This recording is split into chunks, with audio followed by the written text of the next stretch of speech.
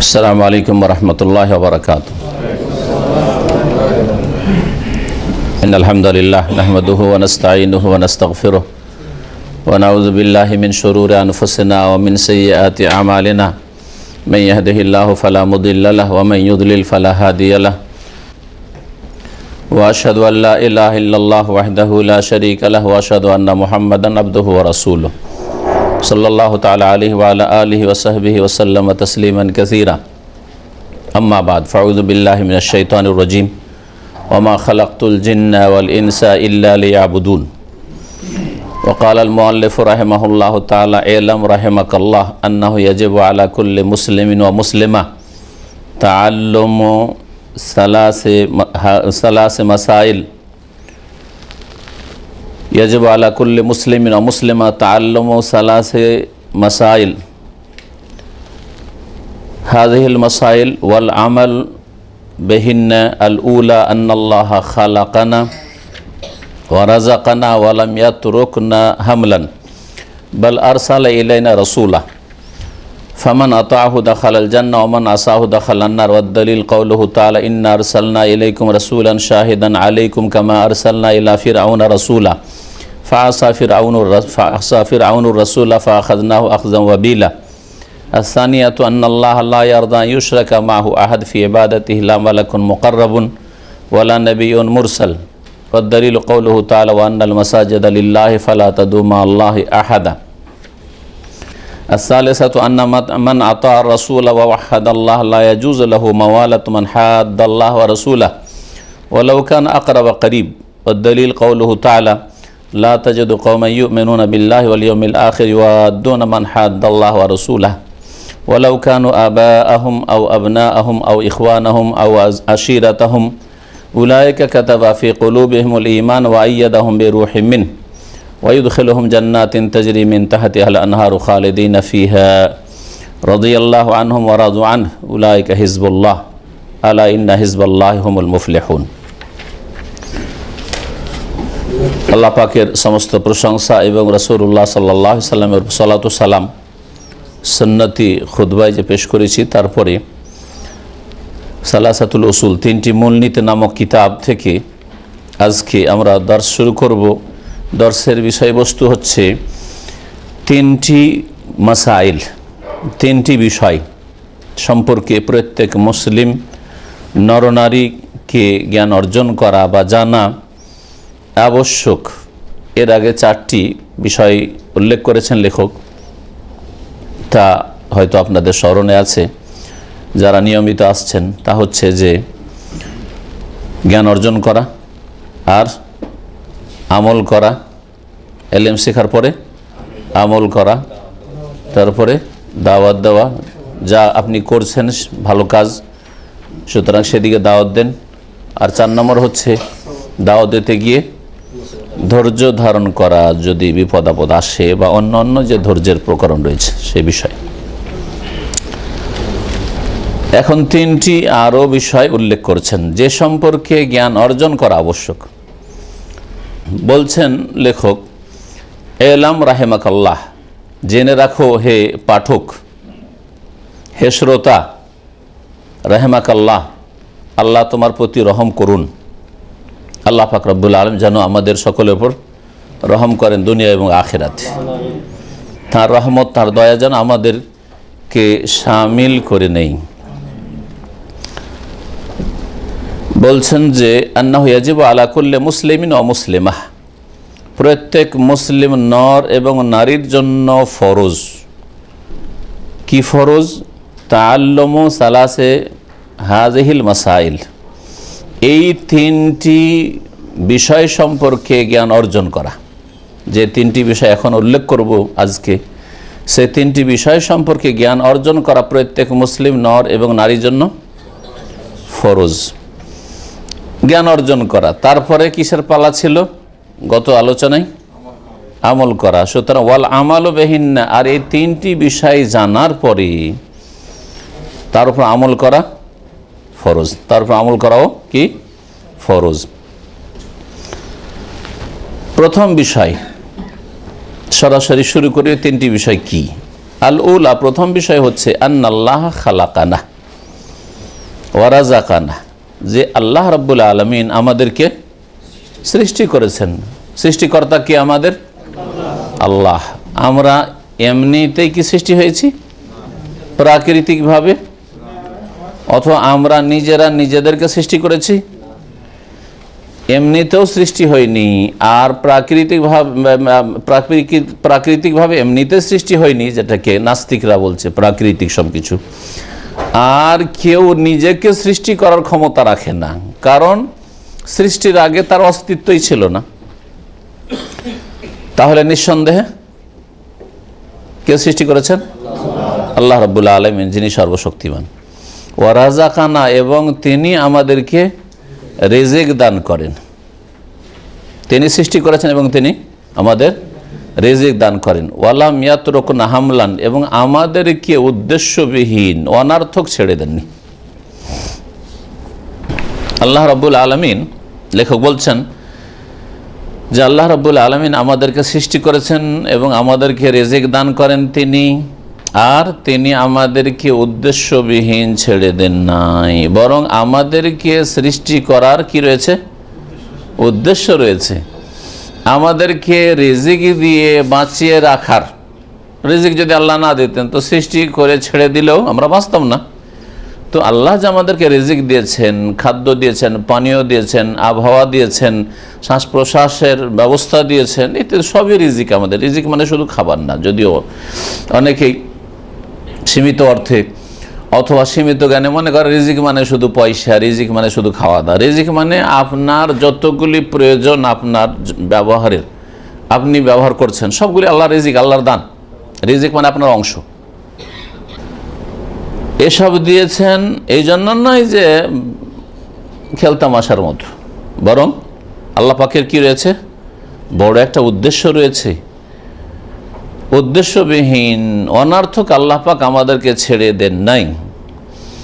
আমাদেরকে সৃষ্টি করে, আমাদেরকে রিজিক দিয়ে, আমাদেরকে বড় করে আমরা যখন বড় হয়েছি, সাবালক হয়েছি, তখন শরীয়তের দায়িত্ব আমাদের উপর আরোপ করেছেন। আল্লাহ পাক রব্বুল আলামিন তাকলিফ, যেটা শরীয়তের দায়িত্ব বহন করা ফরজ করেছেন। এই শরীয়তের দায়িত্ব কেমন করে জানবো? যাতে করে আমরা জানতে পারি আর কারো কাছে কোনো ওজন না থাকে, কোনো ব্যক্তির কাছে ওজন না থাকে। আমরা তো জানতাম না যে আমাদেরকে আল্লাহ তুমি কেন সৃষ্টি করেছো, কেন সৃষ্টি করেছো, কেন রিজিক দিয়েছো, আমি তো কিছু বুঝি না। এ কথা যেন না কেউ বলতে পারে, সেই জন্য বাল আরসালা ইলাইনা রাসূলা, বরং আল্লাহ রাব্বুল আলামিন আমাদের উদ্দেশ্যে রাসূল প্রেরণ করেছেন। যুগে যুগে বহু রাসূল পাঠিয়েছেন, আর শেষ নবী মুহাম্মদ রাসূলুল্লাহ সাল্লাল্লাহু আলাইহি সাল্লামকে সমস্ত বিশ্বের জন্য, সমস্ত মানুষের জন্য, এমনকি জিনদের জন্য রাসূল করে পাঠিয়েছেন। ফামান আতাহু দাখালাল জান্নাহ, সুতরাং যে রাসূলুল্লাহ সাল্লাল্লাহু আলাইহি সাল্লামের কথা মানবে, তার আনুগত্য করবে, তার আদেশ নিষেধ মেনে চলবে, সে জান্নাতে প্রবেশ করবে। কারণ আল্লাহ একটা উদ্দেশ্য সৃষ্টি করেছেন। এই উদ্দেশ্য হচ্ছে কি, যা কোরআনে কি আল্লাহ বলেছেন, ওমা খালাকতুল জিন্না ওয়াল ইনসা ইল্লা লিয়াবুদুন, আমি মানুষ এবং জিনকে সৃষ্টি করেছি কিসের জন্য? আমার ইবাদতের জন্য। ইবাদত মানে আল্লাহ, ব্যাপক অর্থে ইবাদত হচ্ছে আল্লাহ রাব্বুল আলামিনের আদেশ নিষেধ মেনে চলা। এই কর্মজগতে, এটা কাজের সময়, দুনিয়াটা, এই কাজের জগতে আল্লাহ পাক রব্বুল আলামিন কি আদেশ নিষেধ মেনে চলা। সূরা জারিয়াতে আল্লাহ পাক রব্বুল আলামিন বলছেন, আমি জিন এবং মানুষকে সৃষ্টি করেছি কিসের জন্য? একমাত্র আমার ইবাদতের উদ্দেশ্যে। আয়াত নম্বর 56। এই হচ্ছে উদ্দেশ্য। তার মানে অনর্থক আল্লাহ পাক রব্বুল সৃষ্টি করেনি। একটা সাধারণ মানুষও কাজ করে, যদি জ্ঞানী গুণী মানুষ হয় তাহলে খেলতামাশা করে না, বরং জ্ঞানী যদি হয় তাহলে রাস্তায় চললে এক উদ্দেশ্যে চলে, পাগলের মতো চলে। একমাত্র উদ্দেশ্যবিহীন চলে পাগল। পাগলের কোনো উদ্দেশ্য থাকে না, কোথায় যাচ্ছে কি বলতে পারবে না। আল্লাহ পাক রব্বুল আলামিন এক বড় উদ্দেশ্য নিয়ে মানব জাতিকে সৃষ্টি করেছেন এবং তাদের জন্য কি করেছেন? রাসূল পাঠিয়েছেন। রাসূলকে মানলে কি হবে? জান্নাতে যাবে। ওমান আসাহু দাখালান্নার, আর কেউ যদি রাসূলুল্লাহ সাল্লাল্লাহু আলাইহি ওয়াসাল্লামের বিরুদ্ধাচরণ করে, নাফরমানি করে, তাহলে জাহান্নামে প্রবেশ করবে।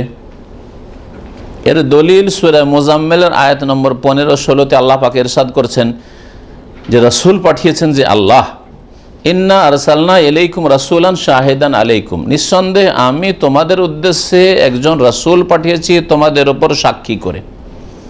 রাসূলুল্লাহ সাল্লাল্লাহু আলাইহি ওয়াসাল্লাম কিয়ামতের দিন সাক্ষী দেবেন যে আমার উম্মতকে আমি তোমার কথা আল্লাহ পৌঁছিয়ে দিয়েছি, তোমার কথা পৌঁছিয়ে দিয়েছি।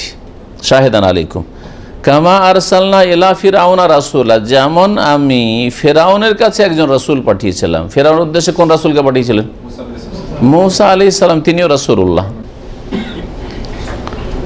তো আল্লাহ রাব্বুল আলামিন যেমন শেষ নবী মুহাম্মদ রাসূলুল্লাহ সাল্লাল্লাহু আলাইহি ওয়াসাল্লামকে সকল মানুষের উদ্দেশ্যে রাসূল করে পাঠিয়েছেন, হ্যাঁ, তেমনি মূসা আলাইহিস সালামকে আল্লাহ পাক ফিরআউনের উদ্দেশ্যে রাসূল করে পাঠিয়েছেন। কিয়ামতের দিনে ফিরআউনও বলতে পারবে না যে আমি তো জানতাম না। যেমন ফিরআউন বলতে পারবে না যে আল্লাহ কেন সৃষ্টি করেছিলে, কেন আমাকে রিজিক দিয়েছিলে, আমি জানতাম না। ঠিক তেমনি কোনো ব্যক্তি কিয়ামত পর্যন্ত যারা এসেছে, বর্তমান আছে অথবা আসবে, মুসলিম হোক আর অমুসলিম হোক, বলতে পারবে না কাল কিয়ামতে বিচার দিবসে যে আল্লাহ আমাকে সৃষ্টি কেন করেছিলে আমার জানা ছিল না, আল্লাহ আমাকে কেন রিজিক দিয়ে বড় করেছিলে তাও জানা ছিল না, কেন আমাকে আয়ু দিয়েছিলে 60-70 বছর 100 বছর তাও জানতাম না, কেউ বলতে পারবে না। রাসূল পাঠিয়ে আল্লাহ পাক রব্বুল আলামিন এই সম্পর্কে যেন মুখ না খুলতে পারেন যে জানতাম না, বুঝতাম না, মুখ বন্ধ করে দিয়েছেন। আল্লাহ পাকের হুজ্জত কায়েম করা, দলিল প্রমাণ আপনার কায়েম হয়ে গেছে যে আপনাকে জানিয়ে দেওয়া হয়েছে। এরপরে যদি আপনি অসৎ পথ নিয়ে থাকেন তাহলে আপনাকে শাস্তি দেওয়া হইলে এই শাস্তির যোগ্য আপনি। আল্লাহ জুলুম করবেন না। ফাসা ফিরআউন রাসূল, অতঃপর ফিরআউন সেই রাসূলের নাফরমানি করেছিল, অর্থাৎ মূসা আলাইহিস সালামের। ফাআখাযনাহু আখযাম ওয়াবিলা, তখন আমি তাকে শক্তভাবে পকড়াও করেছিলাম, ওয়াবিলা শাদীদা, যাতে কোনো রকমের ছাড় ছিল না। যখন আল্লাহ ফিরআউনকে ধরলেন, এমন করে ধরলেন পানিতে আল্লাহ পাকের আযাবে, আর ছাড়লেন না, হ্যাঁ, আর ছাড়লেন না। আখযাম ওয়াবিলা, এই ছিল প্রথম বিষয়টি যা লেখকের ভাষায় আমি সংক্ষিপ্ত তর্জমা এবং ব্যাখ্যা করলাম। এর এক একটি বিষয়ের দলিলগুলি আরও আমরা বিস্তারিত একটু জানি, কারণ আমরা এই কিতাবে আলোচনা একটু বিস্তারিত করব। আল্লাহ রাব্বুল আলামিন যে আমাদেরকে সৃষ্টি করেছেন এর দলিল প্রমাণ কি যে আল্লাহ সৃষ্টি করেছেন। এর আগেও বলেছি যে দলিল আমাদের কাছে দুই রকম, একটা হচ্ছে ওহির দলিল, হ্যাঁ, যেটাকে বলা হয় নাকলি দলিল অথবা সামঈ দলিল, যা আল্লাহর কিতাবে নকল হয়ে এসছে, আসমানি কিতাব অথবা রাসূলুল্লাহ সাল্লাল্লাহু আলাইহি ওয়াসাল্লামের হাদিসে নকল হয়েছে, বর্ণিত হয়ে এসছে। সামঈ মানে যা আম্বিয়া রসুলগণ থেকে শুনে, সে কোরআনের আয়াত হোক অথবা রাসূলের হাদিস হোক, শুনে লোকেরা জেনেছে, এই জন্য সামঈও বলা হয়, নাকলিও বলা হয়, একই জিনিস। আর আরেকটা হচ্ছে আকলি দলিল, মানে যুক্তি, যে আল্লাহ আমাদের সৃষ্টিকর্তা, এই দলিলও রয়েছে। যুক্তিসঙ্গত এই কথাটি যে সৃষ্টিকর্তা আল্লাহ, যুক্তি নাস্তিকদের কাছে নেই, যুক্তি রয়েছে শুধু আস্তিক। আস্তিক মানে এই নয় যে মুসলিম, আস্তিক বা মুশরিক হইতে পারে। আল্লাহ আছে বলার পরে বহু দেবদেবী বা বহু গৌস কুতুবকে ডাকে কবর মাজার পূজা করে, এরাও আস্তিক, কিন্তু মুশরিক। আস্তিক দুই ভাগে বিভক্ত, আর আরেক দল হচ্ছে নাস্তিক। তো শুধু আস্তিক হইলে হবে না, আছেন আল্লাহ এবং আল্লাহর সাথে আর কেউ নেই। হ্যাঁ, লা ইলাহা ইল্লাল্লাহ, দুটো কথা রয়েছে। হ্যাঁ, আল্লাহ ছাড়া কোনো সত্য মাবুদ নেই, তাহলে অন্যগুলো নেই, বাতিল করতে হবে। আর শুধু যারা আস্তিক আর মুশরিক, তারা আল্লাহ আছেন, আল্লাহর সাথে কেউ শরীক নেই কথা বলে না। আল্লাহর কাজেও শরীক, আল্লাহর ইবাদতেও শরীক, আল্লাহ পাকের গুণেও শরীক। ওরাও গায়েব জানতে পারে, ওরাও হাজির নাজির হয়ে যেতে পারে, ওরাও কাশফের মাধ্যমে সব কিছু জেনে নিতে পারে, ওরাও অদৃশ্য থেকে সাহায্য করতে পারে, অসাধারণ ক্ষমতার মালিক, তারা মরেও মরে না, আরও শক্তিশালী হয়ে যায়। এই সব কথা হ্যাঁ ওলিদের সম্পর্কে মুসলিম সমাজের যারা শিরকি আকিদা রাখে, কুফরি আকিদা রাখে, তাদের আকিদা। এতে মুসলিম হয় না, আস্তিক হয় কিন্তু মুশরিক হয়ে থাকে। আল্লাহ সৃষ্টিকর্তা এর দলিল যুক্তিও রয়েছে এবং কোরআন এবং হাদিসের দলিল রয়েছে। কোরআনে কারীমের সূরা আনামের আয়াত নম্বর 2 রয়েছে হুয়াল্লাযী খালাকাকুম। আল্লাহ বলছেন, কোরআনের দলিলগুলি দেখেন, আল্লাহ তোমাদেরকে সৃষ্টি করেছেন মিন তিনিন, কি দিয়ে? মাটি। তিন কাদা, রসাল মাটিকে বলা হয়, কাদা দিয়ে। সুম্মা কাযা আজালান, তারপরে আল্লাহ পাক নির্দিষ্ট সময়ের চূড়ান্ত ফয়সালা করেছেন। প্রত্যেকের সময় নির্ধারিত রয়েছে, কেউ 60, কে 70, কে 10, কে 20, কে কতদিন বাঁচবে, কে কতদিন সুস্থ থাকবে ইত্যাদি, কে কোথায় থাকবে। ওয়াজালুন মুসাম্মা ইনদাহু, এবং তার নিকটে সময় একেবারে নির্ধারিত রয়েছে। সুম্মা আনতুম তামতারুন, কিন্তু এরপরে তোমরা কি করছো? সন্দিহান হয়ে রয়েছে। যারা কাফের, মুশরিক, মুনাফিক, আল্লাহর দিনে এসব কথায় আল্লাহ যার স্রষ্টা, এই ক্ষেত্রে সন্দিহান রয়েছে। আর আল্লাহ বলছেন সূরা আরাফের আয়াত নম্বর 11, ওয়ালাকাদ খালাকনাকুম সুম্মা সাওয়ারনাকুম, নিঃসন্দেহে তোমাদেরকে আমি সৃষ্টি করেছি এবং তোমাদেরকে আমি আকার আকৃতি দান করেছি। শুধু আল্লাহ সৃষ্টি করেন, সৃষ্টিও করেছেন। এবং এই যে রূপ চেহারা, কেউ সুন্দর, কেউ সুন্দর নাক, কেউ কালো, কেউ সাদা, কেউ মাঝারি শ্যামলা, সব আল্লাহর তৈরি করা। তাসওয়ীর মানে হচ্ছে ছবি অঙ্কন করা, হ্যাঁ, আকার আকৃতি দান করা, রূপ দান করা, এটাও আল্লাহ করেছেন। আল্লাহ রাব্বুল আলামিন আরো সূরা রুমে ইরশাদ করেছেন আয়াত 29, অমিন আয়াতিহান খালাকাকুম মিন তুরাব, আল্লাহ পাকের বহু নিদর্শন রয়েছে। তার একটি হচ্ছে যে তোমাদেরকে আল্লাহ পাক মাটি থেকে তৈরি করেছে। এখানে তোরাব বলেছে, তোরাব এমনি শুকনো মাটি, ধুলোকে বলা হয়। সুম্মা ইযা আনতুম বাশারুন তানতাশিরুন, তোমাদেরকে কি দিয়ে সৃষ্টি করেছেন? আল্লাহ বললেন মাটি দিয়ে সৃষ্টি করেছেন, অতঃপর তোমরা মানুষ হয়ে পৃথিবীতে ছড়িয়ে পড়েছো। বাশার হয়ে কি করেছো? পৃথিবীতে ছড়িয়ে পড়েছো। এই আয়াতের উপরে একটু গভীরভাবে একটু চিন্তা করেন, সামান্য গভীরতায় যান। আল্লাহ বলছেন তোমাদেরকে কি দিয়ে সৃষ্টি করেছি?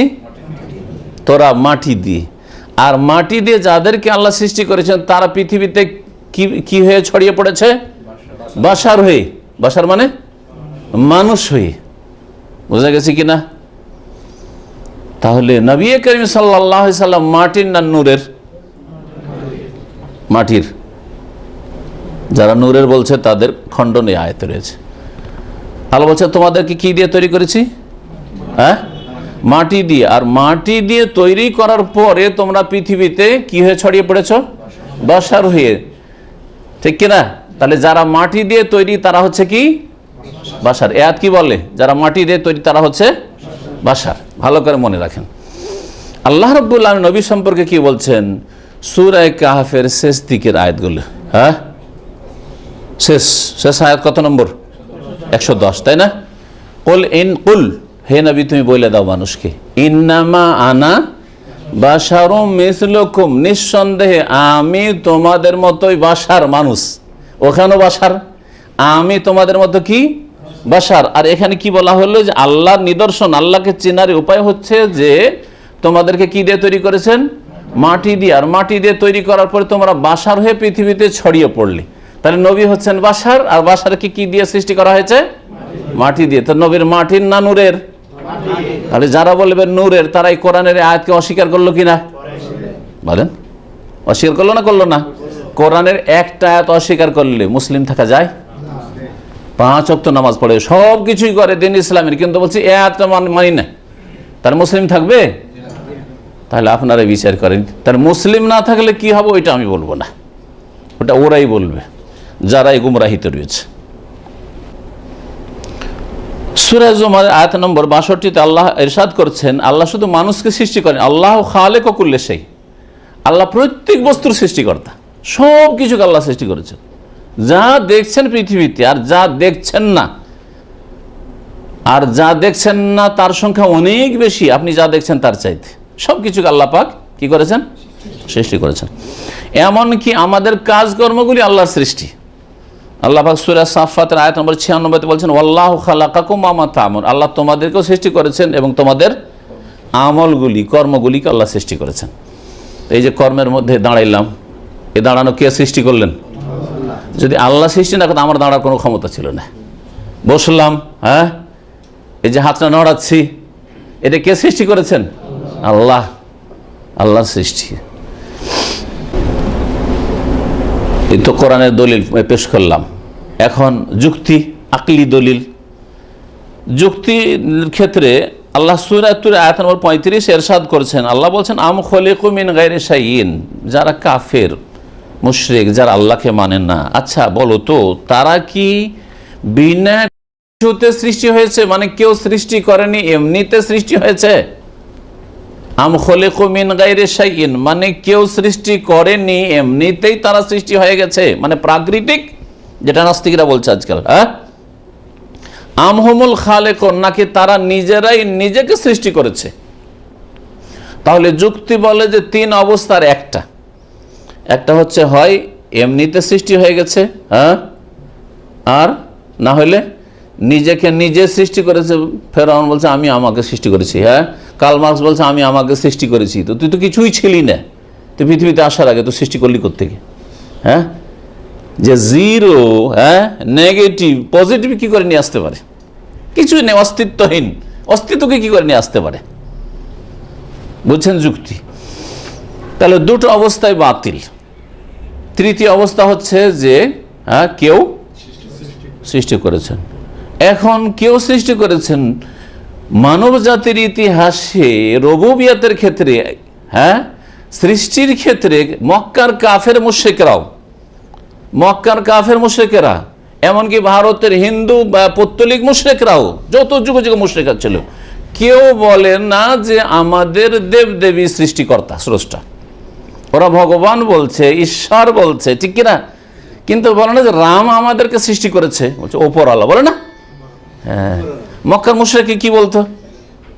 ওয়ালা ইন সাআলতাহুম মান খালাকাস সামাওয়াতি ওয়াল আরদ লা ইয়াকুলুন আল্লাহ। তাদেরকে যদি জিজ্ঞাসা করো আসমান জমিন কে সৃষ্টি করেছে, অন্য আয়াত রয়েছে তোমাদের কে সৃষ্টি করেছে, তারা কি বলে জবাবে?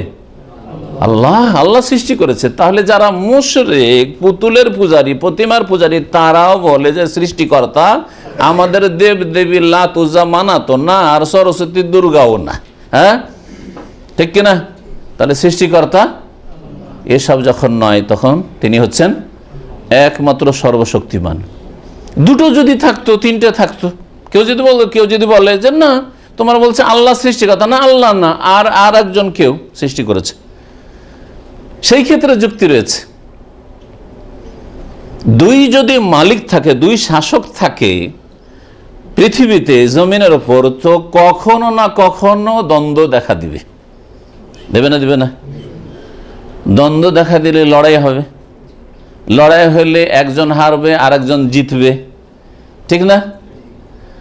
দুইজনে সমান সমান, কেউ কাউকে হারাতে পারছে না, এরকম তার হবে না। হ্যাঁ, তো যাকে হারিয়ে দেওয়া হলে সে স্রষ্টা হইতে পারে না। যদি কাউকে হারিয়ে দেওয়া হয় তাহলে সে স্রষ্টা হইতে পারেন না।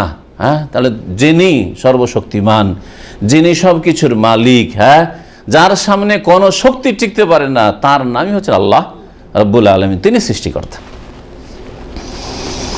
আল্লাহ যখন সৃষ্টি করেছেন তো হুকুম চলবে কার? সৃষ্টি করলেন আল্লাহ, আর হুকুম চলবে আপনার বিবি সাহেবার আপনার ওপর, যে না তুমি দাড়ি রাখবে না, ফজর নামাজে যাবে না, তুমি এই করবে না, সেই করবে না। সৃষ্টি করলেন আল্লাহ, আর আপনার হুকুম চলবে আপনার রাজনৈতিক নেতার, যে আমি এই দল করি সেই জন্য যা বলবে তাই করব, নাই অন্যায় সব কিছু করবো না, কারো হুকুম চলবে না আপনার জিন্দগিতে। সৃষ্টি করলেন আল্লাহ রাব্বুল আলামিন, আর আপনার জীবনে পশ্চিমা আইন চলবে না, কমিউনিস্টের আইন চলবে না, পুঁজিবাদের আইন চলবে না, জাতীয়তাবাদের আইন চলবে না, নাস্তিকবাদের আইন চলবে না, সেকুলারিজম ধর্মনিরপেক্ষতার আইন চলবে, কোনটাই চলবে? মানুষের তৈরি করা আইন আদালত চলবে না। যিনি সৃষ্টি করেছেন তার আদেশ নিষেধ চলবে। এই মর্মে সূরা আরাফের আয়াত নম্বর 54 আল্লাহ পাক ইরশাদ করেছেন আলা লাহুল খালকু ওয়াল আমরু। শুনে রাখো, সৃষ্টিকার আল্লাহর, সুতরাং ওয়াল আমরু, হুকুমকার আল্লাহর চলবে। যখন সৃষ্টি আল্লাহর, তাহলে হুকুম চলবে আল্লাহর।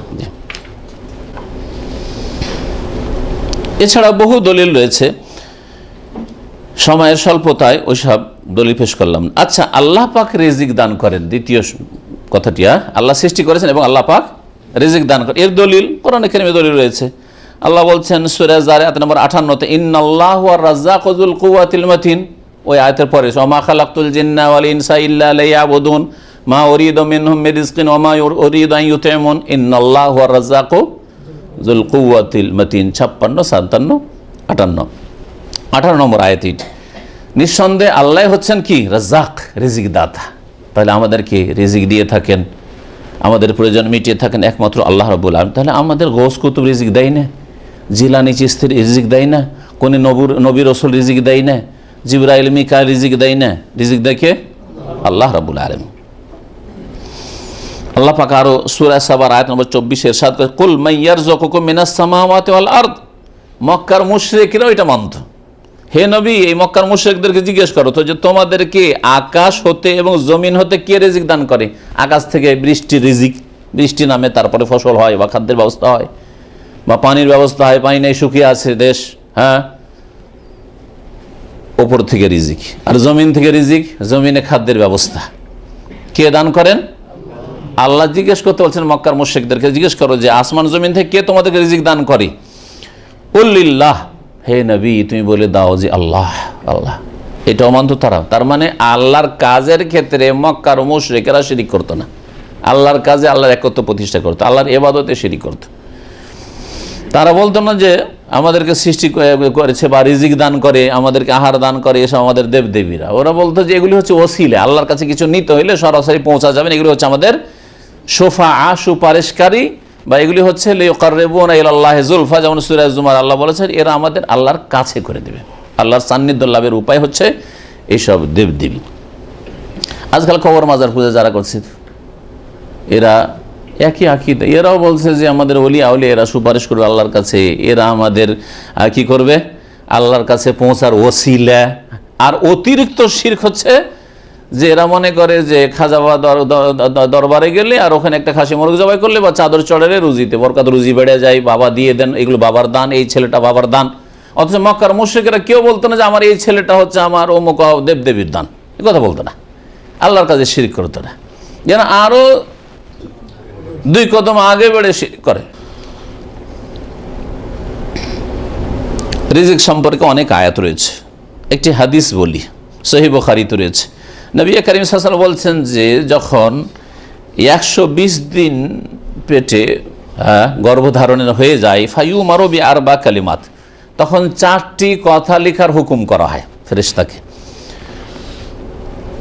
বেকাতবে রিজকিহি, রিজিক লিখে দাও, ওয়াজালিহি, এর আয়ু বয়স লিখে দাও, ওয়া আমালিহি, এবং এর আমল কাজকর্ম কি, শিক্ষা দীক্ষা আমল চাকরি না ব্যবসা লিখে দাও, ওয়া শাকিউন আম সাইয়িদুন, এ ভাগ্যবান হবে না হতভাগা হবে, জান্নাতি হবে না জাহান্নামী হবে, এগুলো লিখে দেওয়া হয়। এ সম্পর্কেও আল্লাহ যে রিজিক দাতা এরও যুক্তি রয়েছে। এর যুক্তির দলিল সম্পর্কে বলছেন যে আন্নাল্লাহ রাযাকানা, আল্লাহ যে রিজিক দান করে, ফালে আন্না লা নাঈশু ইল্লা তাআমিন ওয়া শারাব, আমরা কি পানাহার ছাড়া বেঁচে থাকতে পারবো? তো আল্লাহ কি সৃষ্টি করে এমনি ছেড়ে দেবেন, পানাহার দেবেন না আর এমনি ছেড়ে দেবেন, অথচ বাঁচতে পারবো না? আর আল্লাহ হুকুম করেছেন ইবাদত করতে হবে, তো ইবাদত করলে তো বাঁচতে হবে। আর এই পানাহার ছাড়া যখন বাঁচতে পারেন, পানাহার কে সৃষ্টি করেছেন? পানি আল্লাহর সৃষ্টি, হ্যাঁ, খাদ্যদ্রব্য ফলমূল আল্লাহর সৃষ্টি। তাহলে রিজিক দাতাও আল্লাহ রাব্বুল আলামিন, এর যুক্তিও রয়েছে। আল্লাহ বলছেন আফারাআইতুম মা তাহরুসুন, সূরা ওয়াকিয়ার কয়েকটি আয়াত রয়েছে, 63 থেকে 70 এখানে নকল করেছেন ভাষ্যকার।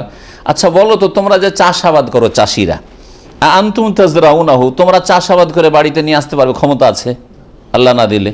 আম নাহনু যারিউন, নাকি আমি এই চাষাবাদের ব্যবস্থা করে দিই?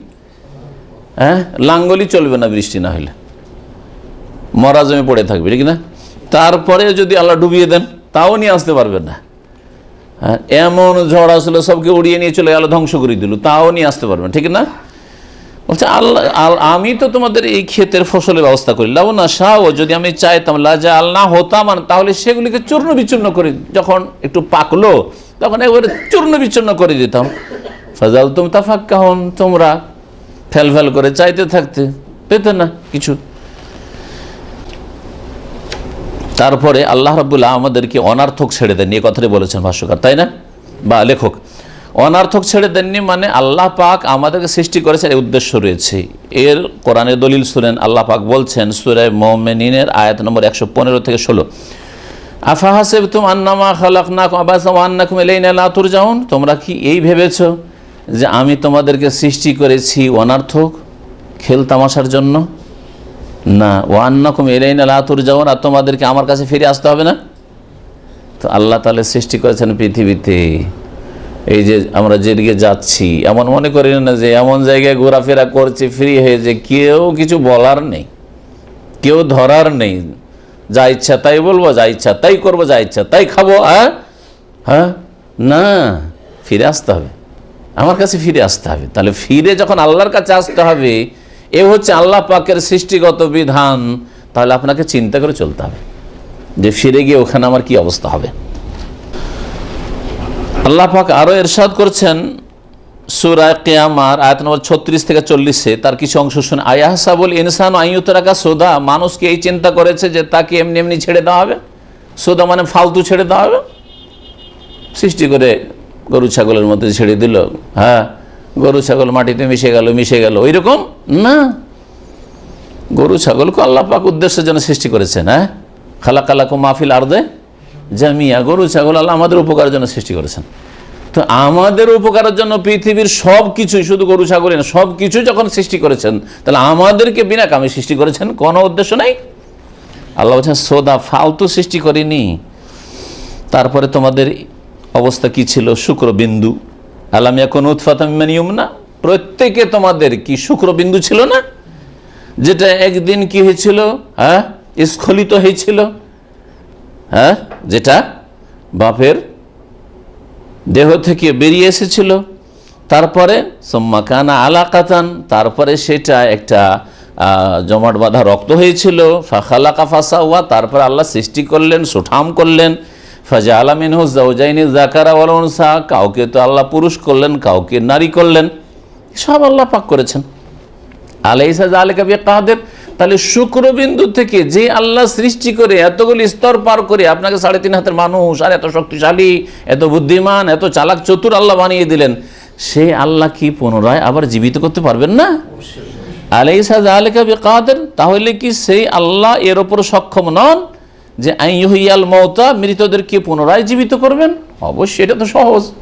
প্রথমবার করাটা কঠিন হইতে পারে, প্রথমবারটাই যদি আল্লাহর কাছে কঠিন না হয়ে থাকে, তো দ্বিতীয়বার আবার কি মুশকিল আছে কবর থেকে উঠানো? কোনো মুশকিল না। আল্লাহ রাব্বুল মানুষকে এরকম সৃষ্টি করে যদি অনার্থক ছেড়ে দিতেন, তাহলে আল্লাহ পাকের ইনসাফ হইতো না, বুঝছেন না? আর আল্লাহ জালেম নন, কেমন করে ইনসাফ হইতো না? কারণ মানুষকে এভাবে সৃষ্টি করে ছেড়ে দিলে এমনিতে হিসাব হবে, জবাব দিতে হবে, এই সমস্ত কথা জানিয়ে দেওয়া হচ্ছে। তারপর প্রতিদিন কত লোক খুন হচ্ছে, কত লোক নির্যাতিত হচ্ছে, কত লোক মার খাচ্ছে, কত লোকের চুরি ডাকাতি ছিনতাই হচ্ছে, বেঈমানি হচ্ছে না? কত হক নষ্ট করা হচ্ছে। তাহলে আল্লাহ রাব্বুল আলামিন যদি এইরকমই ছেড়ে দিতেন উদ্দেশ্যবিহীন সৃষ্টি করে, তাহলে তো আরো বেশি অপরাধ বেড়ে যেত, ক্রাইম আরো বেড়ে যেত, বাড়তো না? তাহলে একজন লোক সারা জীবন জুলুম করতে থাকলো, দুনিয়াতে কেউ ধরারই হলো না, ওকে ধরলো না, ধরতেই পারলো না, ওকে চলে গেল আরামসে, খুব সুখের জীবন, চুরি ডাকাতি খুন ইত্যাদি অপরাধ করে, হ্যাঁ, পাপ করে, অন্যায় করে, জেনা ব্যভিচার লুচ্চামি করে দুনিয়া থেকে চলে, কেউ তাকে ধরার হইল না, চলে গেল, মরে গেল দুনিয়া থেকে উদ্দেশ্যবিহীন সৃষ্টি হলে। আর একজন লোক সারা জীবন নির্যাতিত, মার খেয়েছে, ধন গেছে, জন গেছে, ইজ্জত গেছে, সব গেছে, এত জুলুম অত্যাচার হয়েছে, হ্যাঁ, বরং খুন করা হয়েছে, ইত্যাদি ইত্যাদি, কত রকমের জুলুম হয়েছে। সে এইরকম সারা জীবনটা এরকম কষ্টেই চলে গেল, কোনো সুবিচার পেল না। মানুষের কাছে সবাই সুবিচার পাবে, জালেম শাস্তি, সবগুলি জালেম অপরাধী শাস্তি পেয়ে যাবে, আর সবগুলি নির্যাতিত মজলুম যারা, হ্যাঁ, দুঃখে রয়েছে, তারা ন্যায্য অধিকার পেয়ে যাবে। এটা হইতে পারে? অসম্ভব, এটা অসম্ভব, ঠিক না? তাহলে আল্লাহ রাব্বুল আলামিন যদি উদ্দেশ্যবিহীন এরকম সৃষ্টি করে থাকতেন, তাহলে কোনো কি হইতো না, ইনসাফ কায়েম হইতো না। হ্যাঁ, পৃথিবীতে এই যে অন্যায় করে কেউ চলে গেল, আর কেউ মার খেয়ে দুর্গত অবস্থায় চলে, সারা জীবন কষ্ট করে চলে গেল, কেউ সুবিচার পেল না, এটা যুক্তিসঙ্গত? অসম্ভব। কিন্তু আল্লাহ পাক রব্বুল আলামিন উদ্দেশ্য নিয়ে সৃষ্টি করেছেন, মওতের পরে আবার হায়াত রয়েছে, আবার উঠানো হবে, সেখানে হিসাব হবে। তারপরে সারা জীবন দুনিয়াতে হিরো ছিলে, আজকে যা জাহান্নামে জিরো হয়ে। আর সারা জীবন জিরো হয়েছিল, খুব কষ্টে ছিলে, বালা মুসিবতে ছিলে, তোমাকে খুন করেছে, তোমার মান গেছে, ইজ্জত গেছে, ধন গেছে, সম্পদ গেছে, লুট তারাজ হয়েছে তোমার, ইত্যাদি ইত্যাদি। তোমার বাড়িঘর থেকে বিতাড়িত করা হয়েছে, দেশ থেকে বিতাড়িত করা হয়েছে ইত্যাদি। নাও তোমার ন্যায্য অধিকার নিয়ে যাও। এটা বিচার দিবস, সে আল্লাহ পাক রব্বুল আলামিন এই ন্যায় বিচারের ওয়ানাদাউল মাওয়াজিন আল কিসত লিয়াউমিল কিয়ামাহ, সূরা আম্বিয়াত আল্লাহ বলেছেন কিয়ামতের দিনে আল্লাহ পাক ন্যায়ের সুবিচারের দাঁড়িপাল্লা কায়েম করবেন। ফালা তুযলামু নাফসুন শাইয়্যা, কারো উপর সামান্যতম কোনো জুলুম আর থাকবে না। যারা দুনিয়ায় জুলুম করেছিল পেয়ে গেছে শাস্তি, যারা মজলুম ছিল, দুর্গত ছিল, খুব মার খেয়েছে, পেয়ে গেছে সুবিচার, সেখানে খুশি আনন্দিত যে আল্লাহ পেয়ে গেছি। যেখানে বেশি প্রয়োজন ছিল সেখানে পেয়ে, দুনিয়াতে পাইনি কিন্তু পেয়ে গেছি। আল্লাহ রাব্বুল আলামিন রাসূল পাঠিয়েছেন, এই মর্মে অনেক আয়াত রয়েছে। তার মধ্যে সূরা ফাতির আয়াত নম্বর 24 আল্লাহ পাক ইরশাদ করেছেন, ওয়াইন মিন উম্মাতিন ইল্লা খালা ফিহা নাযীর, এমন কোন জাতি ছিল না যেই জাতিতে আল্লাহ পাক সতর্ককারী নবী রাসূল পাঠাননি। প্রত্যেক জাতিতে আল্লাহ পাক কি পাঠিয়েছেন? যুগে যুগে নবী রাসূল পাঠিয়েছেন। এছাড়াও বহু আয়াত রয়েছে। তারপরে রাসূল যে পাঠিয়েছে, রাসূলকে মানলে কি পাওয়া যাবে? জান্নাত পাওয়া যাবে, তাই না? এই মর্মে কিছু দলিল শোনাই। আল্লাহ পাক কোরআনে কারীমে ইরশাদ করছেন সূরা আলে ইমরান আয়াত নম্বর 132 133, ওয়া আতিউল্লাহ ওয়া রাসূল লাআল্লাকুম তুরহামুন, তোমরা আল্লাহকে মানো এবং রাসূলকে মানো, তাহলে কি হবে? তোমাদের উপর দয়া করা হবে, রহম করা হবে। ওয়াসারিউ ইলা মাগফিরাতিন মির রাব্বিকুম ওয়া জান্নাতিন আরদুহাস সামাওয়াতু ওয়াল আরদু উইদ্দাতিল লিল মুত্তাকিন, আর তোমরা দৌড় দাও তোমাদের প্রতিপালকের ক্ষমার দিকে এবং জান্নাতের দিকে, যার চওড়াই হবে কি আসমান এবং জমিনের মতো। উইদ্দাতিল লিল মুত্তাকিন, আসমান জমিন বোঝানোর জন্য বলা হয়েছে না, আসমান জমিনতে কত বেশি হবে এটা শুধু বোঝানোর জন্য বলা হয়েছে। যা আল্লাহ ভীরু পাপ মুক্ত যারা, মুত্তাকি মানে যারা গুনাহ থেকে, পাপ থেকে, আল্লাহ এবং রাসূলের নাফরমানি থেকে বেঁচে থেকেছে, বিরুদ্ধাচরণ থেকে বেঁচে থেকেছে, মানে আল্লাহ এবং রাসূলের কি করেছে? কথা মেনেছে, আনুগত্য করেছে, তাদের জন্য তৈরি করা হয়েছে। আল্লাহ পাক ইরশাদ করছেন, ওমাইয়ুতিল্লাহ ওয়া রাসূল ইউদখিলহু জান্নাত, যারা আল্লাহকে মানবে এবং রাসূলকে মানবে তাদের জন্য আল্লাহ পাক তাদেরকে জান্নাতে আল্লাহ পাক কি করবেন?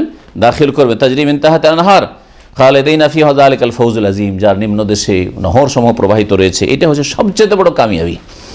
আল্লাহ পাক আরো ইরশাদ করছেন, এই হচ্ছে সূরা নিসার আয়াত নম্বর 13। সূরা নিসার আয়াত নম্বর 69 শোনাই, ওমাইয়ুতিল্লাহ ওয়া রাসূল ফাউলাইকা মাআল্লাযিনা আনআমা আল্লাহু আলাইহিম মিনান নাবিয়্যিনা ওয়াস সিদ্দিকিনা ওয়াশ শুহাদা'i ওয়াস সালিহিন ওয়া হাসুনা উলাইকা রাফিকা, যারা আল্লাহকে মানবে, রাসূলকে মানবে, তারা কার সাথে থাকবে? নবীদের সাথে, যাদের উপর আল্লাহ কি করেছেন? পুরস্কার করেছেন, যাদেরকে আল্লাহ পাক পুরস্কৃত করেছেন তাদের সাথে। পুরস্কৃত কারা? মিনান নবী, নবী রাসূলগণ, সিদ্দিকিন, যারা অতি সত্যবাদ, সাহাবায়ে কেরাম, আল্লাহ পাকের নেক বান্দা যুগে যুগে সবচেয়ে বেশি।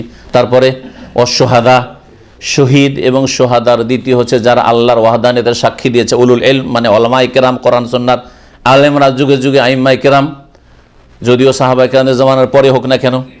তারপরে সলেহীন, এবং সর্বনিম্ন হচ্ছে সলেহীন, নেক লোক হইতে হবে, আলেম না হোক গা, সিদ্দিকিন ওই রকম উচ্চ স্তরে নাই হোক গা, কিন্তু কমপক্ষে সৎকর্মশীল হইতে হবে, তাহলে জান্নাতি। এদের সাথে কারা হবে? যারা আল্লাহ এবং রাসূলকে মেনে চলবে। আল্লাহ এবং রাসূলকে মেনে চললেই এই 4 শ্রেণীর অন্তর্ভুক্ত হওয়া যেতে পারে। এরকম বহু আয়াত রয়েছে। রাসূলের নাফরমানি করলে জাহান্নামে যেতে হবে।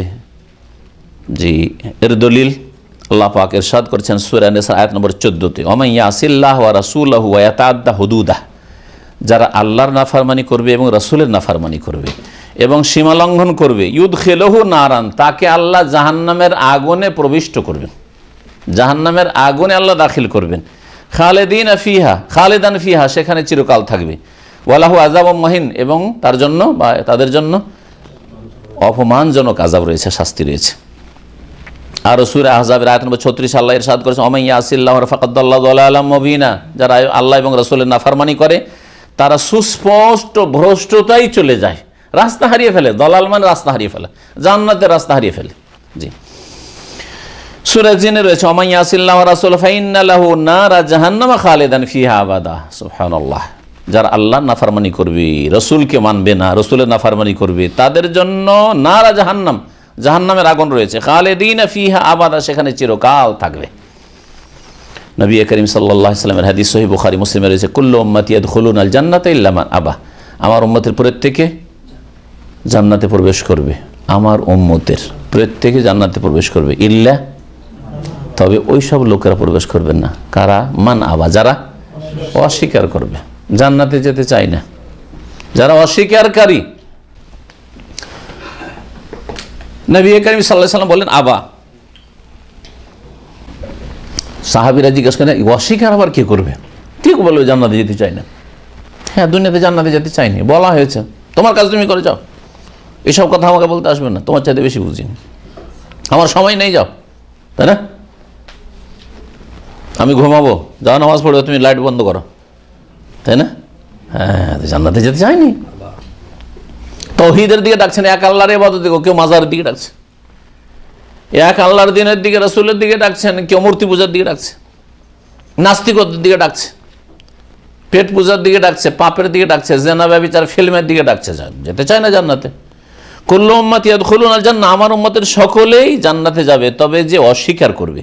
ফাকিলা, সাহাবীরা বলেন ওমান আবা ইয়া রাসূলুল্লাহ, হে আল্লাহর রাসূল, কি আবার অস্বীকারী?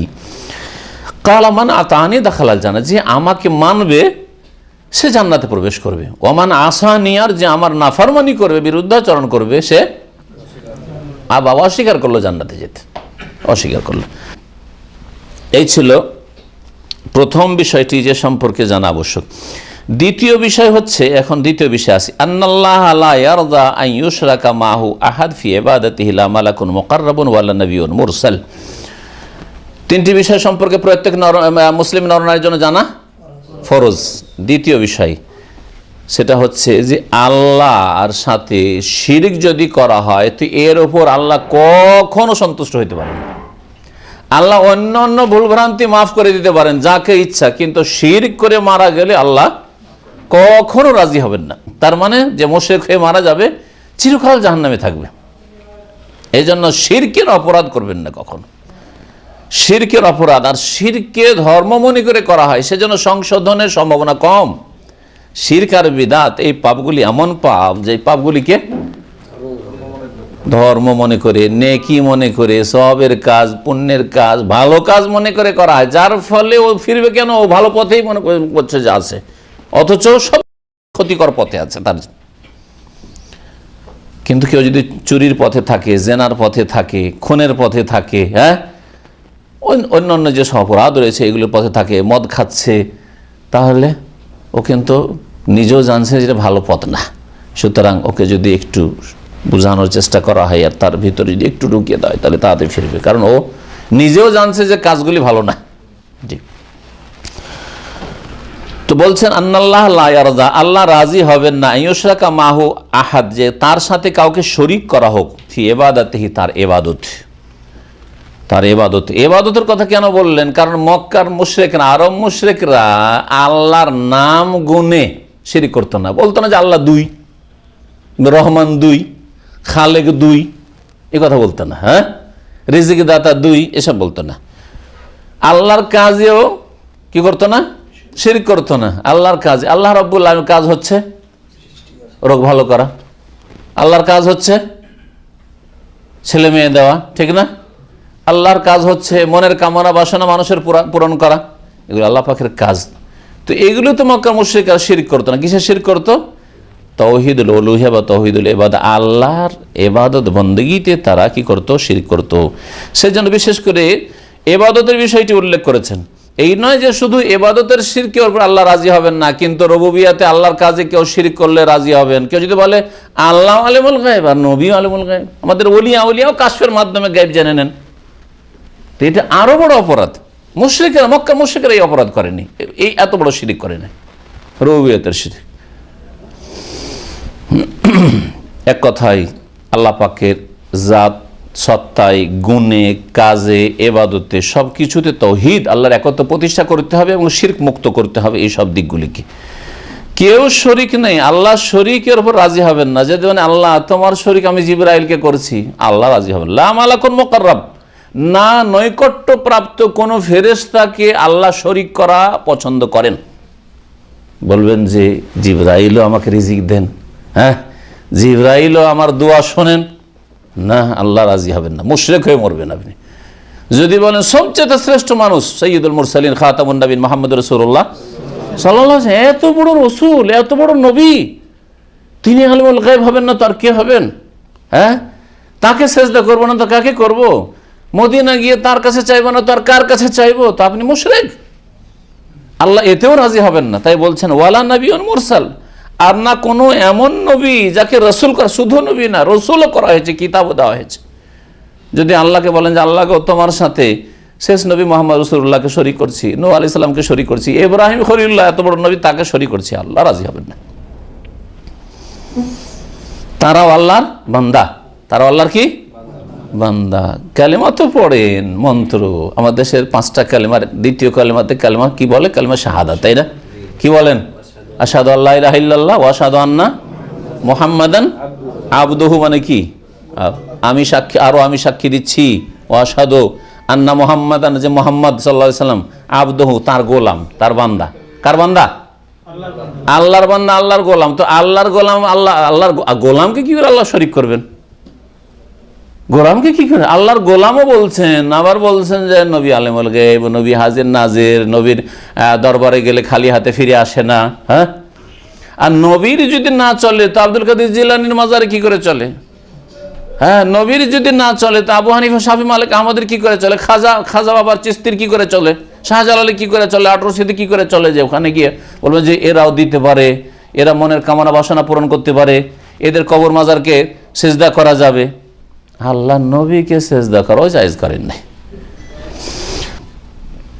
না কোনো আল্লাহ নৈকট্যপ্রাপ্ত ফেরেশতা শরীক, না কোনো নবী রসুল শরীক। এর দলিল সূরা জিনের আয়াত নম্বর 18, মহান আল্লাহর বাণী, ওয়া আন্নাল মাসাজিদা লিল্লাহ, নিঃসন্দেহে সেজদার স্থানগুলি, মসজিদগুলি কার? আল্লাহর। আল্লাহর জমিন, সব জমিন আল্লাহর, সুতরাং মসজিদ কার? আল্লাহর। আর আল্লাহর ইবাদতের জন্য মসজিদ তৈরি করার হুকুম হয়েছে, ফি বুয়ুতিন আযিনাল্লাহু আন তুরফা, আল্লাহ হুকুম দিয়েছেন যে এই মসজিদগুলোকে তৈরি সুউচ্চ করা হোক, বাহ্যিক সুউচ্চ মানে সুন্দর করে তৈরি করা হোক, আর আভ্যন্তরীণ দিক থেকে মানে সুউচ্চ করা মানে মান ইজ্জত রক্ষা করা হোক, মর্যাদা রক্ষা করা হোক মসজিদের। ওয়ায়ুযকারা ফিহা ইসমুহু, আর এই মসজিদগুলোতে কার জিকির হবে? একমাত্র আল্লাহর কথা, ইউযকার ফিহা ইসমুহু। জি, ইউসাব্বিহু লাহু ফিহা বিল গুদুই ওয়াল আসার রিজাল, সকাল বিকাল আল্লাহ পাকের তাসবিহ হবে, ইবাদত বন্দেগী হবে, নামাজ হবে। আল্লাহর ইবাদতের জন্য মসজিদ তৈরি হয়েছে। মসজিদ আল্লাহর, ফালা তাদউ মা আল্লাহি আহাদা, সুতরাং আল্লাহর সাথে অন্য কাউকে ডেকো না, আল্লাহর সাথে অন্যকে আহ্বান করিও না, আল্লাহর সাথে অন্যের কাছে দোয়া করিও না। হ্যাঁ, মাদাদ ইয়া রাসূলুল্লাহ, মাদাদ ইয়া খাজা বাবা, মাদাদ ইয়া জিলানি, এসব আল্লাহর সাথে অন্যকে ডাকা আল্লাহ নিষেধ করেছেন। এই আয়াতে দুটো বিষয় রয়েছে, সেজদাও আল্লাহ ছাড়া কারো চলবে না, আর দোয়াও আল্লাহ ছাড়া কারো চলবে না। জি, আল্লাহ এতে রাজি হবেন না। জি, আল্লাহ যখন রাজি নাই তো আল্লাহ পাক নারাজ, আল্লাহ অসন্তুষ্ট। তো আল্লাহ যদি অসন্তুষ্ট থাকেন তাহলে কোনোদিন জান্নাত পাওয়া যাবে না।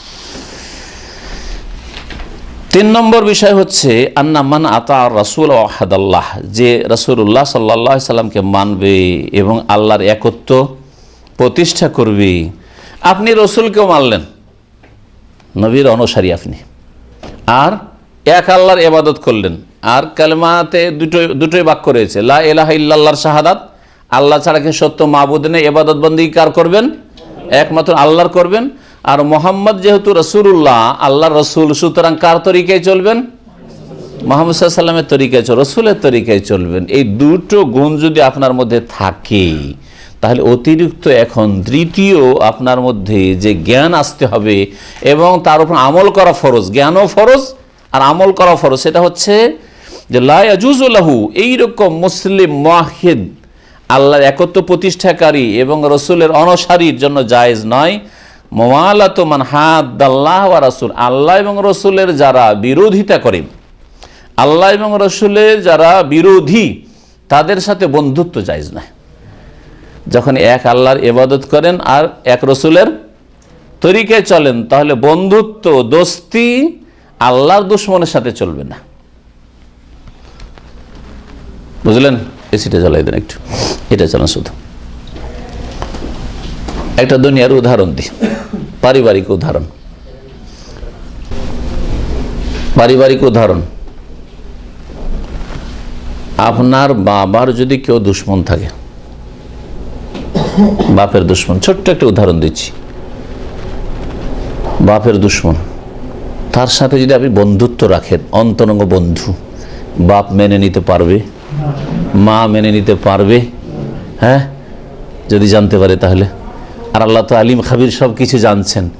আপনার অন্তরঙ্গ বন্ধু যদি আল্লাহর দুশমন হয়, হ্যাঁ, রাসূলের দুশমন হয়, তাহলে আল্লাহ কি করে মানবেন? আপনার বাপ আপনার সব কিছুর মালিক না, এই দেহ আল্লাহ দিয়েছেন, শুধু বাপ কি করেছেন? হ্যাঁ, আল্লাহ সৃষ্টিকর্তা। আর পৃথিবীতে আপনার অস্তিত্ব আসার ক্ষেত্রে বাপ হচ্ছে মাধ্যম, মানে বাপের মাধ্যমে আপনি, হ্যাঁ, বাপের সন্তান, বাপের মাধ্যমে আপনার জন্ম হয়েছে। জন্মদাতা বাপ আর সৃষ্টিকর্তা আল্লাহ রাব্বুল আলামিন। হ্যাঁ, তারপরে আপনাকে বড় করার জন্য আপনার পরিচর্যা, আপনার যত্ন, এগুলি বাপ মা এগুলো খেয়াল রেখেছে। এতটুকু তো, এছাড়া আরও বহু তাদের অবদান আছে, এতে কোনো সন্দেহ নেই। কিন্তু আল্লাহ পাকের সামনে বাপ মায়ের অবদানকে রাখলে কোথায় আল্লাহ রাব্বুল আলামিনের ইহসান অবদান? আল্লাহ যদি বাঁচাইতেন না চাইতেন, আল্লাহ যদি সুস্থ না রাখতেন, আল্লাহ যদি আপনার বাপের ঘরেও রিজিক না দিতেন, কোথা থেকে আপনাকে রক্ষা করতো, বাঁচাইতেন? ঠিক না? আল্লাহ যদি সৃষ্টি না করতেন আপনাকে, ঠিক না? তাহলে বাপ যদি রাজি না হয়, আপনার মা যদি রাজি না হয় যে আমাদের দুশমন সারা জীবন আমাদের সাথে দুশমনি করলো, আর তুই ওর সাথে বন্ধুত্ব করবি, ওর মেয়েকে তুই বিয়ে করবি, হ্যাঁ, ইত্যাদি মেনে নেবে পারিবারিক ক্ষেত্রে, তাহলে আল্লাহ কি করে মেনে নেবেন যে আপনি মুসলিম ও আবার কাফের সাথে বন্ধুত্ব, অন্তরঙ্গ বন্ধুত্ব? না, এই বিষয়টিকে বলা হয় আল ওয়ালা ওয়াল বারাহ, আল্লাহর সাথে আপনার বন্ধুত্ব। সুতরাং আল্লাহর সাথে যার সম্পর্ক তার সাথে বন্ধুত্ব, আল্লাহর সাথে সবচেয়ে বেশি সম্পর্ক রাসূলুল্লাহ সাল্লাল্লাহু আলাইহি ওয়াসাল্লামের, সেজন্য আল্লাহর পরে সবচেয়ে বেশি ভালোবাসা আপনি কাকে দেবেন? রাসূলুল্লাহ সাল্লাল্লাহু আলাইহি ওয়াসাল্লামকে দেবেন, তারপরে সাহাবায়ে কেরামদেরকে। এইভাবে মাপকাঠি, যার যত ভালো সম্পর্ক আল্লাহর সাথে তাকে তত বেশি ভালোবাসবেন, আর যে যত বড় দুশমন আল্লাহর, তার সাথে তত বেশি আপনার দুশমনী থাকতে হবে। আল ওয়ালা ওয়াল বারা, ওয়ালা বন্ধুত্ব, আর বারা মানে বৈরিতা। আল্লাহর সাথে যারা বৈরিতা রাখে, শত্রুতা রাখে, তার সাথে আপনিও বৈরিতা রাখবেন। তো লেখক তাই বলছেন যে ওয়ালাউ কান আকরাবা করিব, যদিও আপনার অত্যন্ত নিকটবর্তী হোক না কেন, হ্যাঁ, আপনার আপনজন, আপনার বাপ কিন্তু কাফের নাস্তিক, আপনার ছেলে কিন্তু কাফের মুরতাদ, হ্যাঁ, আপনার মেয়ে কাফের হয়ে গেছে, আল্লাহ না করে এরকম হয়। ও দলিল, আর এর প্রমাণ কওলুহু তাআলা, মহান আল্লাহর বাণী, লা তাজিদু কওমান ইউমিনুনা বিল্লাহি ওয়াল ইয়াউমিল আখির, হে নবী তুমি পাবে না এমন কোন জাতি, যেই জাতি আল্লাহর প্রতি বিশ্বাস রাখে আর পরকালে প্রতি বিশ্বাস রাখে, অথচ বিশ্বাস রাখা সত্ত্বেও কি করে? ইউআদ্দুনা মান হাদ্দাল্লাহ ওয়া রাসূলা, তারা ভালোবাসে ওই সব লোকদেরকে যারা আল্লাহ এবং রাসূলের বিরুদ্ধাচরণ করেছে, আল্লাহ দ্রোহীদের সাথে, আল্লাহর দুশমনদের সাথে। ওয়ালাউ কানু আবাহুম, যদিও তাদের বাপ হোক না কেন, দাদা হোক না কেন, পূর্বপুরুষ হোক না কেন। বাপ তো একটাই হয়, কিন্তু বহু বচন কেন বলা হয়েছে? বাপের মধ্যে, বাপের ওপরে যতগুলি আছে সব শামিল। আপনার বাপের বাপ, হ্যাঁ, তার উপরে যত যাবে এগুলি সব বাপ, আরবি কোরআনের ভাষায়। এইরকম আপনার মায়ের বাপ, আমাদের দেশের ভাষায় নানা, হ্যাঁ, তারপরে নানার বাপকে কি বলবেন, তখন ওই আঞ্চলিক ভাষা ইত্যাদি, কিন্তু কোরআনের ভাষায় আবা, পূর্বপুরুষ, এরা সব বাপের বাপ, বাপের দাদা, বাপের দাদার দাদা, মায়ের বাপ, মায়ের বাপের বাপ ইত্যাদি সবগুলি হচ্ছে আবা। যদিও আপনার বাপ সম্পর্কের হোক না কেন, মানে বাপ বাপের ওপরে, মা মায়ের ওপরে, মায়ের উপরে যারা আছে এরকম হোক না কেন, আর বাপের মধ্যে মাও শামিল। মায়ের কথা যেহেতু আলাদা উল্লেখ করা হয়নি, বাপ উল্লেখ করা হয়েছে, মানে তোমার মাও হোক না কেন, মাও যদি কাফেরা হয়, আল্লাহর দুশমন হয়, তাহলে তোমার দুশমন। সদ্ব্যবহার আলাদা জিনিস, কিন্তু অন্তরের ভালোবাসা না। সদাচরণ করবেন। আগামী সপ্তাহে ইনশাআল্লাহ তাআলা এর উপরে একটা আলোচনা হবে। 9টি দিক রয়েছে, এই 9টি ক্ষেত্রে আপনি কাফের আল্লাহর দুশমনের সাথেও সম্পর্ক রাখবেন। গুরুত্বপূর্ণ একটা আলোচনা আগামী সপ্তাহ হবে ইনশাআল্লাহ তাআলা। এই 9টি ক্ষেত্রে জানানো জরুরি, কারণ দুটোকে অনেকে গোলমাল করে দেয়। সম্পর্ক রাখবো তো ভালোবাসা, ভালোবাসা আর সম্পর্ক দুটো আলাদা জিনিস। জি, কি ধরনের সম্পর্ক রাখা যাবে আর কি ধরনের সম্পর্ক রাখা যাবে না, কোনটা ভালোবাসা বলে গণ্য হবে আর কোনটা ভালোবাসা না, এমনি সম্পর্ক। জি, আপনার অথবা ছেলে হোক না কেন, আপনার ছেলে, ছেলের ছেলে, মেয়ের ছেলে ইত্যাদি। আও ইখওয়ানাহুম, অথবা তাদের ভাই হোক না কেন, আপন ভাই, মায়ের পেটের ভাই না হোক, কাফের, তার সাথে কোনো সম্পর্ক নেই। আও আশিরাতাহুম, তাদের বংশধর হোক না কেন, আমার বংশ, আমার দেশি, আমার গ্রামের, হ্যাঁ ইত্যাদি, আমার বাল্য জীবনের সঙ্গী, এসব কিছু চলবে না। আল্লাহর দুশমন হইলে আপনার কেউ না।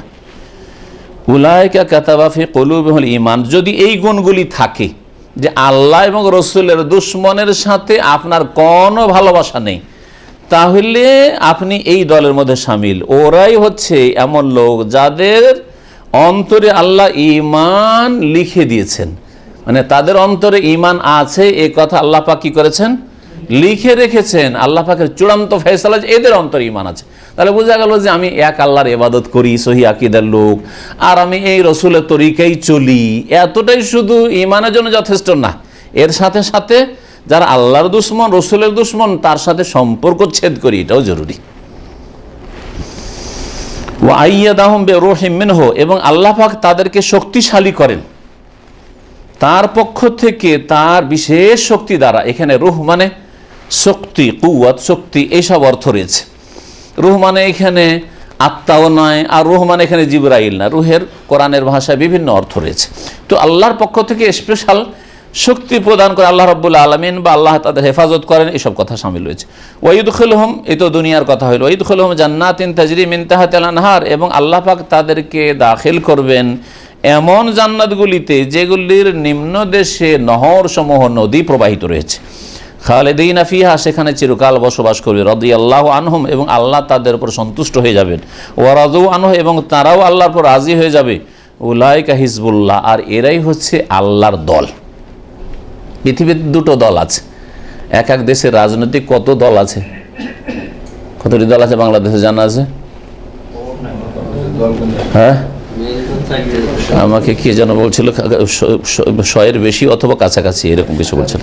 হ্যাঁ, আল্লাহর কাছে দুটো দল আছে সারা জমিনে। আল্লাহর কাছে দুটো দল আছে, একটা হিজবুল্লাহ মানে আল্লাহর দল, হ্যাঁ, আর আরেকটা হচ্ছে হিজবুল শয়তান, শয়তানের দল। আবার হিজবুল লেবাননের হিজবুল্লাহ না, লেবাননের হিজবুল্লাহ রাফেজি শিয়া, হ্যাঁ, এরা আল্লাহর দুশমন, রসুলের দুশমন, সাহাবায়ে দুশমন, এদেরকে হিজবুল্লাত বলবেন, হিজবুল্লাহ বলবেন না। কি বলবেন?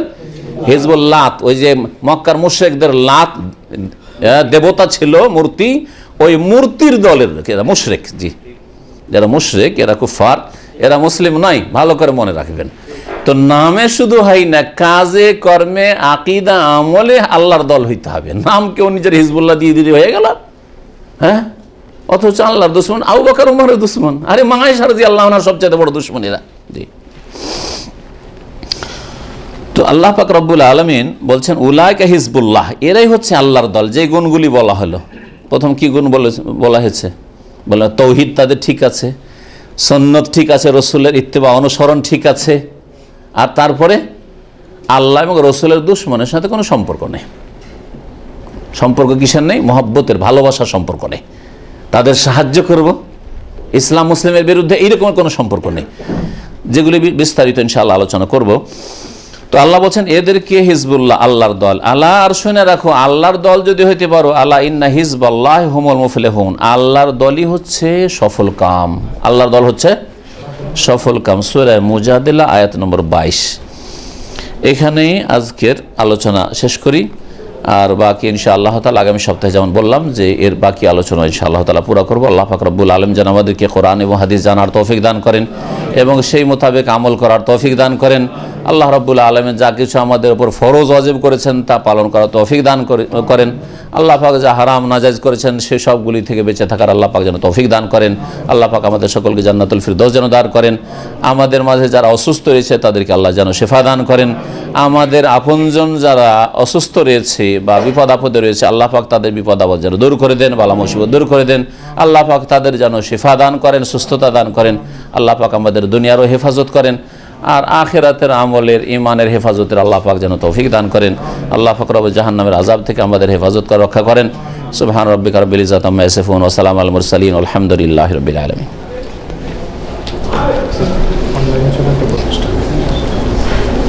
প্রশ্ন করেছে অনলাইনে কোনো এক ভাই অথবা বোন যে শিরক ছাড়া অন্য কোনো আমল বা আকীদায় কি ধ্বংস হয় কিনা, আমল ধ্বংস হয় কিনা, অন্য গুনাহ করলে আমল ধ্বংস হয় কিনা। ইসলাম বিনষ্ট করে যতগুলি কারণ আছে সবগুলিতেই আমল ধ্বংস হয়ে যায়। শিরক এবং শিরকের সমতুল্য যতগুলি পাপ রয়েছে। এর জন্য প্রশ্নকারীকে বলবো যে ঈমান ভঙ্গকারী বিষয় বা ইসলাম ভঙ্গকারী বিষয় 10টি আলোচনা আমাদের আছে, শুনে নেবেন, বা অন্য যারা ভালো কোরআন এবং হাদিসের আলেম বক্তারা আছে তাদের আলোচনা শুনে নেবেন। নওয়াকিজুল ইসলাম বা নওয়াকিজুল ঈমান এই সম্পর্কে শুনে নেবেন অথবা পড়ে নেবেন। যারা বাংলাদেশে যেসব হুজুরেরা পিস টিভি বন্ধ করতে চেষ্টা করতেছে তারা কি মুশরিক? যারা পিস টিভি বন্ধ করতে বলছে তারা মুশরিক, ঢালাহারে মুশরিক কেন বলবেন আপনি? হ্যাঁ, বিদাতি অবশ্যই। আর বিদাতি দুই ভাগে বিভক্ত। বিদাতি কিছু আছে যারা বড় শিরককারী, আর কিছু বিদাতি আছে ছোট শিরককারী। যারা ছোট বিদাত করে তারা ছোট শিরক করে, মানে রসুলের সব কথা মানতে চায় না। আল্লাহর সাথে শিরক না করলে, আল্লাহর তাওহীদে শিরক না করলে রসুলের আনুগত্যে তাদের শিরক আছে, বুজুর্গ মুরব্বীদের কথা মানে। সুতরাং তারাও শিরকে আসগারে কাবিরা গুনাহতে রয়েছে আর বহু বিদাতে লিপ্ত রয়েছে। যারা পিস টিভি বন্ধ করতে চায় আল্লাহ পাক তাদের হেদায়েত দান করুক। তারা দেখছে যে তাদের দুনিয়ার ব্যবসা মন্দা হয়ে যাচ্ছে। পেটের ব্যবসা, যে ধর্ম ব্যবসাগুলি চলছিল, কবর মাজার পূজার ব্যবসা, পীর মরিদের ব্যবসা, হ্যাঁ, মিলাদের ব্যবসা, আর মৃতের নামে খাবার দাবার ব্যবসা, আর নামাজ, কেউ মারা গেল নামাজের কাফফারার ব্যবসা, আর এই রকম বহু ব্যবসা চলছিল। হ্যাঁ, কোরআন খানির ব্যবসা বগলে করে করে কোরআন নিয়ে ছুটলো। হ্যাঁ, ভালো ভালো খেতে পাবে, কিছু পয়সা পাবে, এই কোরআন খানি আর বক্সানোর ব্যবসা, তাবিজের ব্যবসা, বুঝছেন? এইরকম বহু ব্যবসা রয়েছে যেগুলো দুনিয়ার স্বার্থে ইসলামকে ব্যবহার করা হচ্ছিল। আমাদের দেশের অধিকাংশ তাদেরকে আলেম সমাজ বলবো না, বিদাতি মোল্লা যারা কোরআন এবং হাদিসের অনুসারী নাই, তারা ধর্মকে ব্যবসায় পরিণত করেছে, দুনিয়ার রোজগারের একটা উপায় হিসাবে গ্রহণ করেছে। তাদের দুনিয়ার স্বার্থে ধাক্কা লেগেছে, যার ফলে তারা পিস টিভি বন্ধ করতে চায়। আল্লাহ পাক তাদের ইসলাহ করুন। আর যদি এই মোল্লাদের ইসলাহটা খুব কষ্টকর বিষয়, কারণ এরা মোল্লা, ভাইরাস ঢুকে আছে, ভাইরাস এফেক্টেড। হ্যাঁ, সুতরাং ওরা হয়তো ঠিক হবে না। আর ওদের ক্ষেত্রে আমি আমার দাওয়াতের শুরু থেকে আমি বিদাতি মোল্লার পিছনে মেহনত করে সময় নষ্ট করি না। ওকে যদি আল্লাহ খাস রহমতে হেদায়েত করে তো হয়ে যাবে, আমাদের যেসব কথা আলোচনা হচ্ছে তাদের থেকে। না হলে খাস করে তাকে সময় দিয়ে, না এত সময় 10 ঘন্টা সময় নষ্ট করলাম আর আমি একটু সামান্য কিছু বেনিফিট পেলাম না, এরকম কাজ আমি করতে রাজি না। কারণ আমার কাছে একটা বিদাতি মোল্লা হেদায়েত আর একটা সাধারণ লোক হেদায়েত হওয়া সমান। এটাও জাহান্নাম থেকে বাঁচলো আর এটাও হেদায়েত হলে জাহান্নাম থেকে বাঁচবে। সুতরাং একটা জাহেল মূর্খকেও যদি জাহান্নামের রাস্তা থেকে বাঁচিয়ে দিতে পারি তো আমি কামিয়াব। লা ইয়াহদিয়াল্লাহু বিকা রাজুলান ওয়াহিদান খায়রুল লাকা মিন হুমুরিন নাম। একটি লোককে আল্লাহ যদি হেদায়েত করেন তোমার দ্বারা, এটা তোমার লাল ওটার চাইতে মূল্যবান সম্পদ হবে। সে একটি লোক জাহেল মূর্খ সাধারণ অশিক্ষিত লোক হোক, আর কৃষক চাষি হোক, আর দুনিয়ার শিক্ষায় শিক্ষিত হোক অথবা মাদ্রাসার শিক্ষায় শিক্ষিত, আমার কাছে কোনো পার্থক্য নেই হেদায়েতের ক্ষেত্রে। মানুষকে হেদায়েতের চেষ্টা করতে হবে। এরা দেখছে যে আমাদের পায়ের তলা থেকে মাটি সরে যাচ্ছে, আমাদেরকে এইসব রক্ষা করতে হবে, পেট পূজা রক্ষা করতে হবে, যার ফলে পিস টিভির বিরুদ্ধে তারা উঠে পড়ে লেগেছে। আশা করি সরকারের কাছে যে তারা একটু ভালোভাবে তদন্ত করবে এই বিষয়টিকে। আর তারা শুধু মেজরিটির দাবিতে, কারণ বিদাতিদের মেজরিটি হতে পারে, আর সংখ্যাগরিষ্ঠতার ভিত্তিতে একটা কোনো সিদ্ধান্ত নিয়ে নেবে, এইরকম কাজ আশা করি কোনো সরকারই করবে না, যে কোনো সরকারই হোক না কেন তারা করবে না, কারণ তারা দুনিয়া সম্পর্কে যথেষ্ট বুঝেন আর তাদের যারা কর্মকর্তা রয়েছে তারাও বুঝেন। সুতরাং আশা করছি এই বিষয়ে সঠিক সিদ্ধান্তে পৌঁছাবার চেষ্টা করবেন এবং আল্লাহ পাক রব্বুল আলামিন তাদের দ্বারা যেন ভালো কাজ নেন এবং ভালো খেদমতের তৌফিক দান করেন। আর মন্দ থেকে, মন্দ কাজ এবং কথা থেকে আল্লাহ পাক সরকারকেও বাঁচিয়ে রাখেন আর জনগণকেও বাঁচিয়ে রাখেন। আর আল্লাহ পাক রব্বুল সহি আকীদার ভাই বোনদের আল্লাহ পাক যেন হেফাজত করেন। ওয়া সাল্লাল্লাহু আলা নবিয়িনা মুহাম্মদ ওয়া আলা আলিহি ওয়া সাহবিহি। তহমত দিচ্ছে যে পিস টিভির মাধ্যমে জঙ্গিবাদ ছড়াচ্ছে। পিস টিভির মাধ্যমে জঙ্গিবাদ ছড়াই দেয়, বরং পিস টিভিতে জঙ্গিবাদের বিরুদ্ধে সবচেয়ে বেশি বলা হয়। আমরা জঙ্গিদেরকে খারিজি বলি। আলী রাদিয়াল্লাহু তাআলা আনহুর দুশমন হিসাবে যারা বেরিয়েছিল এবং আলীকে যারা খুন করেছিল, তার আগে উসমান রাদিয়াল্লাহু তাআলা আনহুকে যারা খুন করেছিল তাদের দল মনে করি। সুতরাং আমরা আমার ব্যক্তিগত আলোচনা তো দূরের কথা এই জঙ্গিবাদের সমর্থনে, বরং পিস টিভি তো এমন কোনো আলোচনা নেই, বরং জঙ্গিবাদের বিরুদ্ধে, খারেজিদের বিরুদ্ধে যথেষ্ট আলোচনা রয়েছে পিস টিভিতে। আর বিশেষ করে জাকির নায়েক সাহেব তো এই টেরোরিজম সম্পর্কে আর এই সন্ত্রাস সম্পর্কে স্পেশালিস্ট মানুষ, যথেষ্ট তার আলোচনা রয়েছে। কিন্তু আসল বিষয় এই নয়, জঙ্গিবাদ ছড়াচ্ছে অন্যদের লিখনিতে, তাদেরকে তলাশ করা হোক। তাদের নাম এখানে আমি উল্লেখ করতে চাই না, তাদের 50-60 বছর আগে থেকে জন্ম হয়েছে, তাদের বিভিন্ন লিখনি এবং তাদের পত্রপত্রিকা এবং তাদের যে প্রচার মাধ্যমগুলি রয়েছে, যেগুলিতে ঢালাহারে মুসলিম শাসকদেরকে কাফের বলা হয়, মুসলিম শাসকের আমলা যারা কর্মচারী তাদেরকে কাফের বলা হয়, আদালতের কর্মকর্তাদেরকে কাফের বলা হয়, এই সব লিখনি এবং এই সব বক্তব্যকে বন্ধ করা হোক। বাকি কথা হলো যে পিস টিভির দ্বারা জঙ্গিবাদের বিরুদ্ধে সৌদি আরব বিশেষ করে এবং তার সাথে সাথে পিস টিভি এত সোচ্চার যে এইরকম প্রচার মাধ্যম আর কোথাও পাবেন না যে সহি আকীদার প্রচার করে আর জঙ্গিবাদকে খারেজি আকীদা মনে করে, খারেজি বিশ্বাস মনে করে। আর যারা খারেজি তারা মুসলিম উম্মতের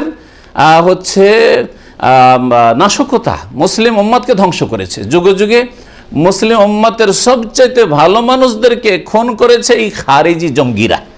সুতরাং পিস টিভি বা সৌদি আরবে কি করেই এই সন্ত্রাসের অথবা জঙ্গিবাদের সমর্থন করতে পারে? কখনো সমর্থন করে না, এর চরম বিরোধিতা করে এবং এদেরকে চিনিয়ে দেয় যে কারা খারেজি, খারেজিদের লক্ষণ কি। আমাদের আলোচনাগুলি যদি আপনারা সার্চ করেন ইন্টারনেটে তাহলে পাবেন যে খারেজিদের লক্ষণগুলি আলোচনা করে, যাতে করে সাধারণ মানুষও চিনতে পারে যে এরা খারেজি। ঢালাহারে কাফের ফতোয়া দেওয়া এবং রাস্তাঘাটে বেরিয়ে ভাঙচুর করা, আর ভাঙচুরের মাধ্যমে সংশোধন করব, মারব, খুন করব, দিয়ে সব ঠিক করব, এগুলি সব খারেজিদের লক্ষণ, যেগুলি আমরা চরম বিরোধিতা করে আসি। আর আমরা ব্যক্তিগত নিজের ফতোয়ার মত দিয়ে নয়, কোরআনে হাদিসের দলিল দিয়ে যে আল্লাহু লা ইউহিব্বুল ফাসাদ, আল্লাহ পাক এরকম ফিতনা ফাসাদকে পছন্দ করেন না, ফিতনা ফাসাদকে পছন্দ করেন না।